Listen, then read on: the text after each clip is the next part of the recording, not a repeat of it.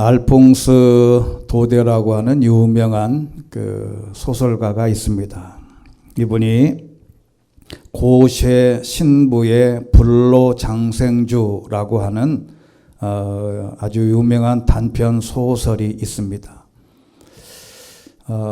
이 소설은 프레몽트르라고 하는 수도원 이야기인데, 이 수도원은 가난과 검소 또는 깨끗하고 순수하고 아주 청렴결백을 미덕으로 삼았던 수도원이었습니다. 우리나라는 기도원이 발달되어 있고 유럽은 수도원이 아주 곳곳에 엄청 많습니다. 이 프레몽트르 수도원은 심지어 기도 시간을 알릴 종을 살 수 있는 돈이 없어서 나무로 된 딱따기를 사용해야 할 정도로 아주 가난했습니다. 그러던 어느 날 이 수도원이 떼돈을 벌게 됩니다. 그것은 바로 불로장생주라고 하는 술 덕분입니다. 이 불로장생주는 물론 캐톨릭은 술과 담배를 다 하지 않습니까?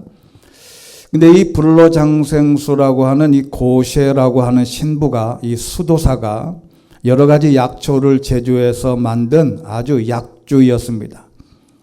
그 술이 하루에 날개 돋친 듯이 팔게 되자 이제 수도원은 생기를 되찾았습니다.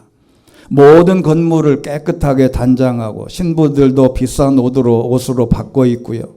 고쉐의 공로가 인정돼서 그는 드디어 신부까지 됩니다. 그러던 어느 날 만취된 고쉐 신부가 미사 중인 성당에 뛰어들어서 괴상한 소리를 질러댔습니다. 그는 손수 만든 술을 시음하다가 드디어 알코올 중독자가 된 것입니다. 이후로 고쉐는 성당에 나오지 못하고 주조장 안에서 혼자 기도하라는 명령을 받게 됩니다. 이 신부는 자신의 영혼이 걱정돼서 원장을 찾아가서 술 제조하는 것을 그만두겠다라고 했습니다. 그러자 이 원장을 비롯한 많은 신부들은 이것은 바로 하나님을 위한 선한 사업이므로 이를 그만둔다면 하나님을 거역하는 것이며 고쉐를 설득했습니다. 순진한 고쉐 신부는 할 수 없이 계속 술을 만들었습니다. 그 수도원은 술로 인해서 더 바빠졌습니다. 신부나 수도사는 전체가 술병을 포장하고 상표를 붙이고 또한 그것을 운반하느라고 미사를 거르는 일조차 자주 발생하게 됩니다. 그리고 예배당 안에는 아주 작은 소리지만 고쉐 신부의 술 주정하는 소리와 고함치는 소리가 점차 더 자주 들려왔습니다. 처음에는 순수한 동기에서 술을 제조했고 술로 번 돈으로 하나님을 위한 선한 사업을 한다고 합리화시켰지만 돈의 맛을 안 다음부터는 가난했던 시절에 순수했던 기도나 하나님에 대한 사랑이나 하나님께 영광 돌리는 진정한 예배 등을 모두 다 잊어버리게 된 것입니다. 오로지 술을 팔아 돈을 벌기에만 급급하게 된 것입니다. 누가복음 12장 56절에 이렇게 말씀합니다. 같이 한번 읽겠습니다. 시작. 위선자들아, 너희가 땅과 하늘의 기상은 분간할 줄 알면서 어떻게 지금 이 시대는 분간할 줄 모르느냐? 어찌해서 너희는 무엇이 옳은지 스스로 판단하지 못하느냐? 이 말씀은 예수님이 하신 말씀인데 이 소설을 읽으면서 느낀 점은 바로 우리 한국 교회의 모습이 아닌가 싶습니다. 세미나 하려고 제주행 여행 티켓이 불티나게 팔리고요.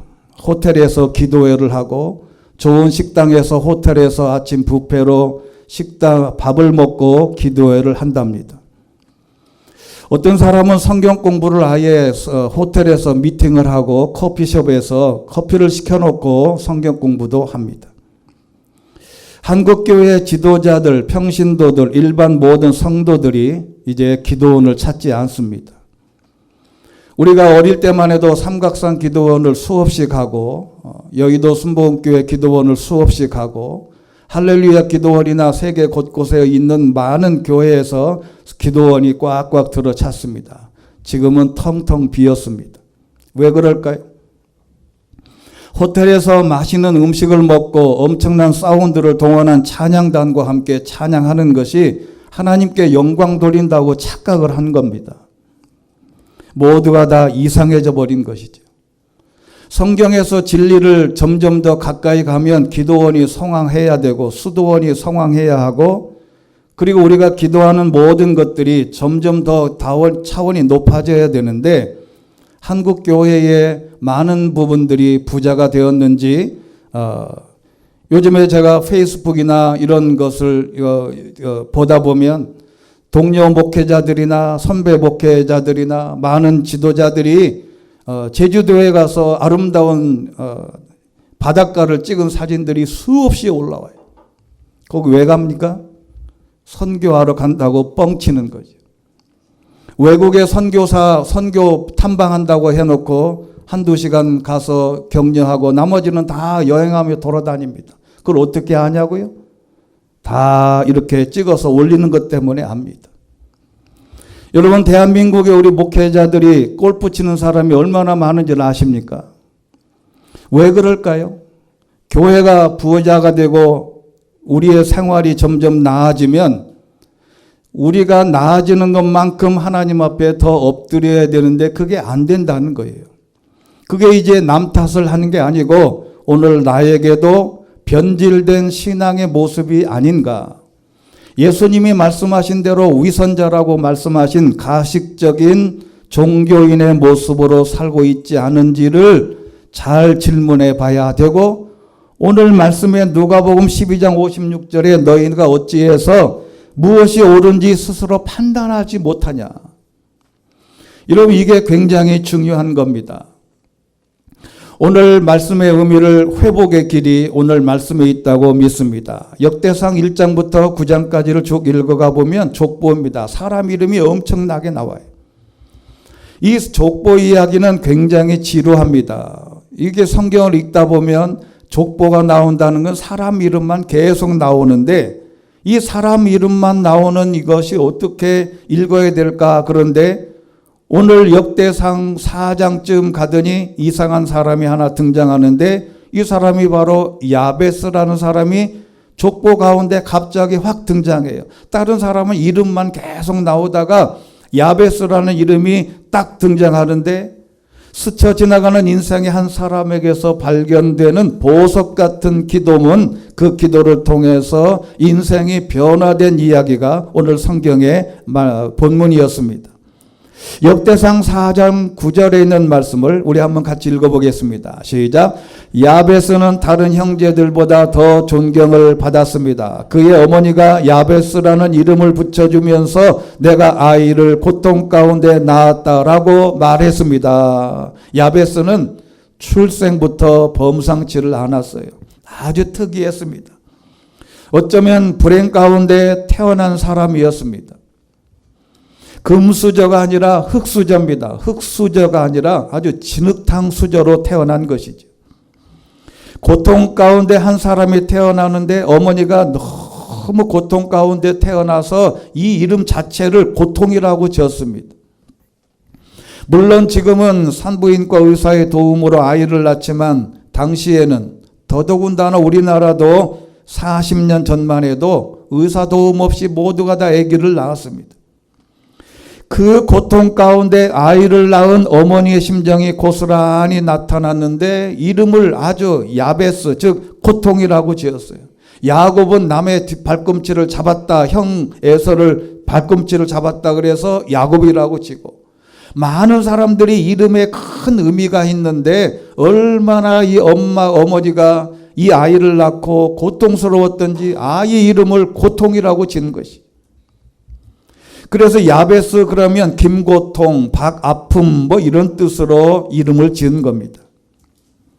야베스가 그래서 태어날 때 왜 이런 고통을 당했냐, 이렇게 많은 주석가들이 연구한 결과 다음 4가지의 어떤 배경이 있지 않을까 이렇게 정리했습니다. 첫 번째는 태어날 때 어머니가 거의 죽을 뻔하며 아이를 낳은 것 같다. 아이가 너무 그때는 의사 도움을 없고 그냥 산파 도움밖에 못하니까 이 아이를 낳자니 산모가 죽게 생겼고 내가 살자니 아이가 죽게 생겼어요.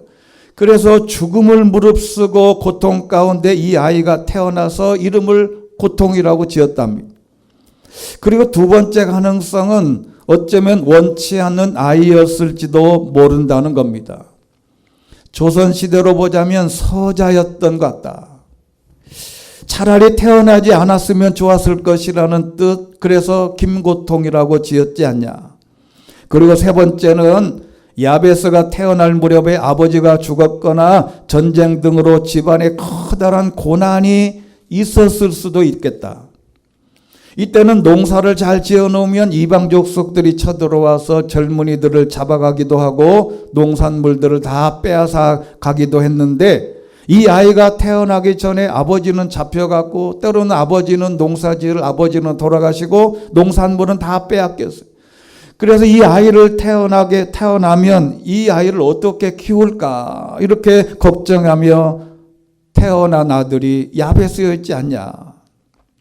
그리고 네 번째는 야베스가 태어나던 시대적 상황이 바로 고통의 시대였다고 합니다. 이 역대상이 기록된 이 배경은 사사기 시대인데 사사 시대에는 이랬습니다. 같이 읽겠습니다. 시작. 그 세대가 모두 조상 곁으로 돌아갔고 그들을 뒤이어 여호와를 모르고 여호와께서 이스라엘을 위해 행하신 일도 전혀 모르는 다른 세대가 자라났습니다. 아멘. 하나님의 이름조차 알지 못했던 영적인 열악한 환경, 하나님 앞에서 감사하지 못했던 참으로 어려운 시대에 이 아이가 태어나게 된 것입니다. 그런데 이렇게 태어난 아이가 더 불행한 이유가 있어요. 그 불행한 이유가 뭐냐면 이렇게 태어난 이 아이가 성장해 가면서 더 불행한 것은 상황이 크게 변하지 않았다는 거예요. 예를 들어서 태어날 때는 막 힘들게 태어나는데 조금 있어 보니까 아버지가 사업을 해서 대박을 쳐가지고 큰 집으로 이사하고 막 이렇게 변했으면 좋겠는데 여전히 그렇지를 않아요. 여전히 어머니가 고통 가운데 태어났던 이 아이가 자라면서 계속 그 고통은 변하지 않고 그대로 유지된 겁니다. 그때쯤 되면 웬만한 사람들은 이제 무슨 생각을 하냐면 나는 이제 글렀다. 나는 이제 큰일 났다. 나는 이제 성공 못한다. 나는 여기서 패배자다. 나는 이렇게 노력해도 안 되니 나는 세상과 등져야 되겠다. 어떤 사람은 극단적인 선택을 하고 어떤 사람은 포기를 하고 내 인생을 이제 좌절하고 다 끝내고 싶다. 그런데 이 야베스가 위대한 이유는 바로 여기에 있습니다. 오늘 10절에 있는 말씀, 야베스는 이스라엘 하나님께 부르짖었습니다. 이게 이 야베스를 성경에 기록한 이유입니다. 왜 다른 사람들은 이름만 계속 하다가 이 사람 이름이 딱 나오자 역대상 저자가 이 사람이 이렇게 기도해서 이렇게 성공하고 이렇게 인생을 마쳤다는 것을 묘사한 것은 대단한 구절입니다. 누구를 원망할 필요 없습니다. 부모를 원망할 필요도 없고 사회를 원망할 필요도 없고 국가를 원망할 필요도 없습니다. 어느 조건도 사실은 핑계가 되지 않습니다. 누구는 처음부터 갑부나 회장이 아니었습니다. 야베스는 절망하거나 포기하지 않고 기도하기를 선택했다는 겁니다. 그 기도를 통해서 인생이 180도 변하게 되었는데 사실 기도는 어려울 때 하게 되는 것입니다. 기도하지 않는다는 것은 기도할 시기나 아직 덜 괴로워서 그런 거예요. 기도하지 않는 것은 덜 절실해서 그래요. 그 순간이 옵니다. 절실하게 내가 무릎을 꿇어야 되겠다고 하는 그 시점이 누구에게나 다 와요. 이 야베스는 벌써 그거를 깨달은 거죠. 내가 여기서 기도하지 않으면 내 인생은 끝난다는 시점을 이 야베스는 알고 포기하지 않고 기도하기를 시작한 겁니다. 2번이 아니면 절대적 숙명의 시간이 오는데 그때 야베스처럼 무릎을 꿇고 절실하게 기도하면 된다는 겁니다. 어머니처럼 살기 싫다. 이제 야베스는 홀로 일어서야 합니다. 비로소 기도밖에 없다는 사실을 깨닫고 어머니도 의지할 수도 없고 아버지가 이름도 없고 내 인생에서 이렇게 젊은 시절부터 내가 어떻게 살아야 될까, 혼자 내 팔은 내가 흔들어야지 라고 일어설 때 하나님께 기도했다는 단서가 우리에게는 큰 힘이 되는 것입니다. 그는 평생을 고통스러운 이름을 가지고 살아야 했지만 좌절하지 않고 하나님께 간구하며 자신에게 주어진 운명을 신앙적으로 새롭게 바꾸어가는 장면입니다. 어떻게 고통과 슬픔의 인생인 야베스가 이렇게 존귀한 자, 존경받는 자가 되었을까? 여러분, 한 가문에서도요, 신앙생활 잘하고 그가 믿음의 안에서 일취월장 발전하는 모습을 보면 온 가문이 다 존경합니다. 여러분, 그런 걸 아시잖아요. 다른 사람들은 다 밋밋한데 신앙을 왜 제대로 가진 사람이 승승장구하는 모습을 보면 모든 가문이 모여있을 때 그 사람 이야기를 하는 거죠. 이런 어떻게 존경받는 자가 되었을까? 첫 번째는 야베스는 깊은 밤에 빛나는 믿음을 가졌다는 겁니다. 밤이 깊을수록 믿음을 상실해 가는 게 아니고 위대한 믿음을 회복해야 된다는 겁니다. 믿음이란 뭘까? 히브리서 11장 1절에 있습니다. 믿음은 바라는 것들의 실체이며 보지 못하는 것들의 증거가 된다. 이 말은 뭐냐면 눈에는 안 보이는데 실체를 보는 거지. 나는 지금 이렇게 어머니가 고통이라는 이름을 지어주었고 고통스럽게 살아가는 현장에서 이제는 이 고통이 싹 사라지고 내가 행복한 모습, 훌륭하게 된 모습, 영광스러운 모습을 내 눈으로 바라보는 게 믿음이라는 겁니다.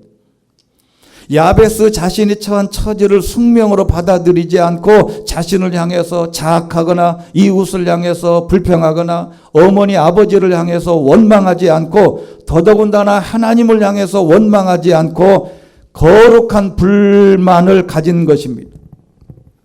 이 거룩한 불만은 뭐냐면 현실에 대한 불만에서 출발할 수 있는데 이 불만은 이 거룩한 불만을 내 감정 소모로 보낼 게 아니라 기도로 그 감정을 변환시켜야 된다는 겁니다.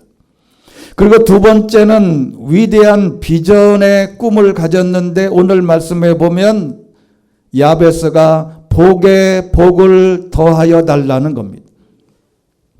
아, 이게 무슨 뜻인가? 무슨 더블로 복을 달라는 말인가? 그런 뜻이 아니에요. 이것은 뭐냐면 이 복의 근원은 어디서부터 출발하냐면 아브라함에게서부터 주신 비전입니다. 아브라함에게 하나님은 복의 근원이 되신다고 하셨는데 복의 근원이 뭘까? 복의 시작점이 되는 것인데 창세기 12장 3절에 이렇게 말씀하고 있습니다. 같이 한번 읽어보겠습니다. 시작. 너를 축복하는 사람에게는 내가 복을 주고 너를 저주하는 사람에게는 내가 저주하리니 땅의 모든 족속이 너로 인해 복을 받을 것이다. 할렐루야. 아브라함이 어디를 지나가다가 이 사람을 저주하면 이 사람이 그냥 저주를 받고 이 사람을 축복을 하면 이 사람이 복을 받는다는 거예요. 그러냐면 이게 얼마나 무서운 말인지 몰라요. 여러분, 기도의 사람, 축복의 사람, 영적인 사람에게는 잘 보여야 합니다. 주변에 누가 열심히 기도한 사람이 보이거든 그 사람한테 가서 밥 한 끼라도 사주고 생각날 때마다 저를 위해서 기도해 주십시오. 아부를 해야 되는 거죠. 여러분, 이게 굉장히 중요한 겁니다. 그럼 사람이 아브라함이 그러면 저주를 안 하겠냐? 왜 저주를 안 하겠어요? 인간인데. 그런데 아브라함은 복의 근원이 된다. 이 말은 아브라함을 통해서 복의 시작점이 되는 거예요. 아브라함이 축복을 하면 거기서부터 복이 시작되는 거죠. 이 야베스 역시 다른 사람에게 자신이 받은 그대로 고통과 슬픔을 주지 않고 자기가 복에 복을 더하여서 이 모든 수준을 높이는 이 복의 개념을 한 단계 높인 것입니다. 여러분, 이 야베스의 기도라고 하는 유명한 책이 있습니다. 이게 아주 유명한 책이에요. 우리나라에는 이게 한 10여 년 전에 번역이 돼가지고 이런 책이 있는지도 몰랐는데 이제 우리말 버전으로 이렇게 이야기하면 이런 겁니다. 이 내용에 보면 이런 내용이 나와요. 김집사라는 분이 죽어서 천국에 갔습니다. 갔더니 예수님의 수제자였던 베드로가 거기서 대장이에요. 그래서 갔더니 베드로가 나와가지고 천국에 가는데 이것저것 다 구경을 시켜주더랍니다. 그래서 김집사님이 쫄래쫄래 따라다니면서 이게 뭐예요? 신기하네요. 저건 뭐예요? 신기하네요. 천국에 이런 게 다 있군요. 막 이렇게 구경을 하다가 한 동네 한쪽을 갔더니 큰 으리으리한 큰 대저택이 있는 거예요. 큰 집이. 그래서 베드로 사도님 저거는 무슨 집입니까? 그랬더니 이 베드로 사도가 이렇게 얘기하더라. 저거는 너 저거 보고 나면 실망스러워. 그러니까 보지 마. 그러니까 여러분 한국 사람이나 외국 사람이나 똑같지요. 하지 마라 그러면 더 하고 싶어요. 그러니까 그래도 사도님 보여주세요. 그래. 그래서 문을 딱 열어줬더니 선반이 좌우로 쫙 되어 있는데 상자마다 빨간 리본으로 선물마다 포장을 다 해놓고 빨간 리본으로 이게 선물 포장지 있잖아요. 이걸 다 만들어 가지고 그냥 거기에 모든 진열대에다가 쫙 쌓여 있더래요. 그 상자 밑에 가만히 보니까 이름이 다 써 있는 거예요. 그 가만히 가봤더니 자기 이름이 써 있는 거예요. 어느 상자에 딱 가보니까 자기 이름도 써 있어요. 그래가지고 이게 이름이 뭐냐 그랬더니 하나님께서 베드로 사도가 이렇게 얘기했습니다. 하나님께서 김집사 당신에게 내려주시고자 했던 복들인데 그런데 그것을 네가 기도하지 않아서 보내지 않은 선물이다 그러더래요. 우리나라의 말 가운데 희한한 말이 있죠. 소갈딱지가 밴댕이 콧구멍 같다고. 여러분 이 밴댕이 콧구멍 본 적 있어요? 겨우 이게 바늘로 찔러 놓은 것만큼도. 소갈딱지가 밴댕이 콧구멍 같아가지고 기도할 때도 수준을 안 높여. 내가 이런 거 기도하면 하나님이 들어주실까? 아예 기도를 안 하는 거죠. 그러니까 하나님은 이미 요 기도만 하면 내가 주려고 포장지에 리본까지 달아놨는데 안 해서 그런 거예요. 그 사람들이 그렇게 말합니다. 기도하지 않아도 하나님이 주면 될 걸 왜 자꾸 기도하라 그러냐? 법칙입니다. 1 플러스 1은 2예요. 왜 1 플러스 1이 2냐고 물어보면 그냥 공식입니다. 법칙이에요. 하나님께 기도하는 것은 기도해야 받는다는 거지 가만히 있는데 하나님은 절대로 주지 않습니다. 여러분 어린아이들이 배고프면 왜 울지요? 제가 요즘에 그걸 고민하다가 아주 신기한 걸 발견했어요. 여러분 어린아이가 젖먹이 어린아이가 막 울어요. 왜 우는지 아세요? 말을 못하니까 우는 거예요. 말을 하면 엄마 젖줘 그러는데 그 말을 못하니까 젖달라는 말을 랭 하고 우는 거지. 엉덩이가 똥을 싸놨는데 너무 축축한데 그걸 여기 좀 갈아주세요. 말을 못해. 그러니까 앙 하고 우는 거지. 그 왜 우냐 그러면 어떻게 뭐라고 설명을 해요? 말을 못해서 우는 건데. 여러분 기도라는 거는 하나님 앞에 와서 그냥 맥없이 우는 것처럼 그냥 하나님 앞에 우리의 수준을 높이고 이 야베스처럼 이 야베스가 내 이름이 고통인데 조금만 복만 주셔도 하나님 좋은데 엄청나게 복의 복을 더 달라는 것은 이거는 본인의 수준을 훨씬 넘는 게 아니겠냐. 그리고 세 번째는 밤이 깊을수록 큰 기도를 해야 된다. 밤이 깊을수록 그 사람을 엘리야에게서 찾아볼 수 있습니다. 엘리야가 이렇게 야고보서 5장 17절에 이렇게 말씀합니다. 같이 읽겠습니다. 시작. 엘리야는 우리와 본성이 똑같은 사람이었습니다. 그러나 그가 비가 오지 않기를 간절히 기도했더니 3년 반 동안 땅에 비가 내리지 않았습니다. 그리고 다시 기도했더니 하늘에서 비가 내리고 땅이 열매를 냈습니다. 할렐루야. 여기 본성, 성정이라고 번역한 호모이 오파데스라고 하는 헬라어는 다른 사람과 함께 같은 것을 겪고 유사한 감정과 애정을 가진 저와 여러분하고 똑같은 사람이라는 거예요. 이 사람이 기도했더니 3년 반 비가 안 오고 기도했더니 비가 내렸다는 것은 엘리야와 우리와의 차이인데 바로 불평거리를 기도거리로 만든 것이다. 야베스가 불평이 얼마나 많았겠어요. 나도 태어나 보니 아버지가 장동건이었으면 얼마나 좋겠어요. 내가 태어나 보니 아버지가 이건이었으면 얼마나 좋겠어요. 그런데 야베스가 그거를 생각하지 않고 내가 이건희가 되면 되지 않겠냐. 이게 야베스의 탁월한 점이었습니다. 마지막 네 번째는 야베스는 운명을 뒤집었습니다. 운명을 뒤집는 기도의 내용 5가지는 우리가 복에 복을 더하시고 지경을 넓히시고 주의 손으로 도우셔서 환난에서 벗어나 근심이 없게 하옵소서라고 기도했더니 하나님이 허락하셨다. 여러분 총회나 노회나 이런 회의에 가보면요, 이게 그 허락이라는 말이 엄청난 말이에요. 정치부에서 이렇게 쭉 뭐 이름 부르다가 이렇게 딱 얘기를 하면 청중들이 뭐라 그러냐면 허락이요 그러는 거예요. 뭘 허락하는 거지? 동의한다 이 말이죠. 하나님이 하나님께 기도했더니 허락을 해주셨다. 여러분 이 중에 지경을 넓히다라고 하는 것이 더 마음에 드는데요. 첫 번째는 생각의 지경을 좀 넓혀야 됩니다. 편견, 고집을 포기하고 한 번 가진 생각을 남의 생각을 수용하고 생각의 지경을 좀 넓히면 좋겠다. 두 번째는 신앙의 은혜의 지경을 넓혀야 합니다. 매일같이 루틴처럼 하는 행동 말고 한 단계 한 단계 더 나가면서 지경을 더 넓히고 세 번째는 실제적인 삶의 터전과 기업의 터전도 넓혀가면 얼마나 좋겠냐.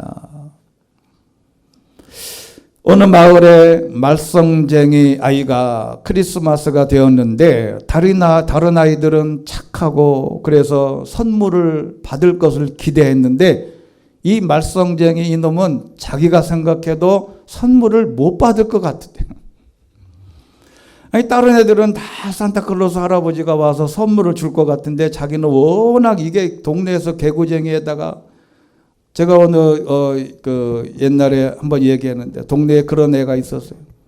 얘가 얼마나 말썽쟁인지 봄에 이게 호박 넝쿨이 이렇게 쭉 이게 동네마다 이렇게 시골에 호박이 이렇게 넝쿨이 올라오잖아요. 그래서 호박이 올라오면 호박이 이만하게 자랄 때가 있어요. 애호박이라 그래가지고 그거 따서 반찬에 먹기가 제일 좋은데 이렇게 담벼락에 있어요. 그러면 이놈이 그냥 따서 가져가면 몰라. 근데 이놈이 얼마나 개구쟁이냐면 이만한 막대기를 이렇게 잘라가지고 이거를 이 애호박에다가 쥐를 만들어 다리 4개를 이렇게 찔러가지고 만들어가지고 앞에다가 주둥이를 딱 만들어가지고 그 애호박을 담벼락 위에다가 다 올려놓는 거예요. 올려놓으면 누가 지나가다 보면 쥐가 지나가는 것처럼 그렇게 만들어. 근데 이 아이도 얼마나 말썽을 피웠는지 자기가 선물을 못 받을 것 같아. 그래가지고 엄마 어떻게 하면 나도 선물을 받을 수 있을까요? 라고 물었어요. 그랬더니 엄마가 정답을 얘기했습니다. 착한 일을 많이 하고 예수님께 편지를 좀 써봐라. 그랬더니 편지를 쓰려고 준비를 했는데 도무지 어떤 말로 내가 어떻게 상 받을 이유를 설명하려고 그러니까 도저히 안 돼. 생각을 못해 이 아이가 밖으로 막 뛰어나가더니 성당으로 들어가서 성당에 있는 조그마한 성모 마리아 상 있죠. 그거를 떼가지고 훔쳐서 집으로 달아왔어요. 그래놓고 문을 닫아놓고 이렇게 얘기했어요. 예수님, 당신의 어머니를 인질로 잡아왔어. 좋은 말 할 때 선물을 보내시오. 야, 참. 가서 자기 딴에는 이제 성모 마리아가 예수님 어머니인 줄 잘 아는 거예요. 그래가지고 가가지고 떼와가지고 내가 하나 예수님 당신의 어머니 내가 인질로 잡아왔으니까 좋은 말 할 때 선물 보내시오. 여러분 제가 보기에는 이런 아이는 분명히 성공합니다. 이 정도 되면요, 어릴 때는 말썽쟁이지만 이 아이가 정말 성공해. 이런 아이가. 왜냐면 뭐든지 한번 이렇게 마음 작정하면 이렇게 열성이 있는 것은 얼마나 귀한 일이냐. 여러분, 우리에게는 마리아상이 인질이 아니라 약속의 인질이 있습니다. 하나님의 말씀을 붙잡고 야베스가 기도한 것처럼, 오늘도 야베스가 기도한 것처럼 똑같이 어디다가 글을 써놓든지 또는 카톡에다 써놓든지 이 구절을 보고 그대로만 기도하면 돼요. 다른 거 기도할 필요 없어요. 우리에게는 기도가 주기도문과 이런 기도문이 있기 때문에 이런 약속의 기도를 통해서 우리의 삶이 하나님께서 주신 복을 받아야 되지 않겠냐 하는 것입니다. 어느 마을에 아주 고약한 술 주정권 아버지가 있었답니다. 그런데도 감사하게도 그 아버지에게는 아주 귀한 아들 둘이 있었어요. 근데 이 술주정권의 두 아들이 자라서는 한 놈은 아버지와 같이 술주정권이 되고 다른 한 아들은 신실한 목사님이 되셨어요. 많은 사람들이 궁금했어요. 저 술태백이, 술주정뱅이, 저 양반이 술만 먹으면 온 동네가 시끄러운데 어떻게 저런 가정에서 목사가 나왔겠냐. 그래서 사람들이 물어봤어요. 술주정권 아들에게 가서 어떻게 술주정권이 됐냐. 그랬더니 술꾼이 된 아들이 이렇게 대답했답니다. 그럴 수밖에 없지 않습니까? 야베스가 이렇게 따라갈 가능성이 많았어요. 그런데 신실한 목사가 된 아들에게 가서 물었습니다. 아버지가 저렇게 술주정꾼인데 어떻게 목사가 되기로 결심했습니까? 그랬더니 이 아들도 똑같이 그럴 수밖에 없지 않습니까? 라고 대답을 했더랍니다. 여러분, 위기라는 말은 위태할 위자와 기회 기자로 이루어졌다고 합니다. 기회라는 말이죠. 위험일수록 기회다. 정리하면 우리가 야베스처럼 기도하면 삶의 방향이 바뀝니다. 저주의 방향에서 축복의 삶으로 방향이 바뀝니다. 야베스처럼 이렇게 자기의 현실을 고통이라는 이름을 거부하고 하나님께 기도하면 마지막 이 야베스의 기도의 놀라운 본문은 그 앞에 바로 허락하셨더라고 하는 하나님의 말씀을 저와 여러분에게도 같이 이루시게 되기를 주의 이름으로 축원합니다. 우리도 야베스처럼 이미 준비된 복을 받고 우리의 삶에서 지금보다 한 차원 높은 복에 복을 더하셔서 하나님께 영광이 되고 우리의 삶에는 하나님의 축복의 열매가 주렁주렁 맺게 되시기를 주의 이름으로 축원합니다. 기도하겠습니다. 전능하시고 자비로우신 아버지 하나님, 성경에 등장하는 2만 6천여 명의 신앙의 선조들 가운데 가장 미약하고 보잘것없어 보였던 야베스를 통하여 아름다운 기도문을 발견하게 되어 감사드립니다. 고통이라는 이름으로 태어난 야베스가 기도로 삶을 역전시키고 어머니로부터 이어 내려오던 저주의 사슬을 끊고 축복의 역사로 변환시킨 것을 우리도 본받아 우리도 기도하며 복의 복을 받는 귀한 주의 백성들이 되게 하여 주시옵소서. 현실의 불만과 불평거리를 기도의 제목으로 삼아 하나님의 마음을 움직이는 거룩한 주의 백성들이 되게 하여 주시옵소서. 우리의 삶이 기도로 삶의 방향이 바뀌고 역전되는 삶을 살게 하옵시기를 우리의 영원한 대제사장 되시는 우리 구주 예수 그리스도 이름으로 기도드리옵나이다. 아멘.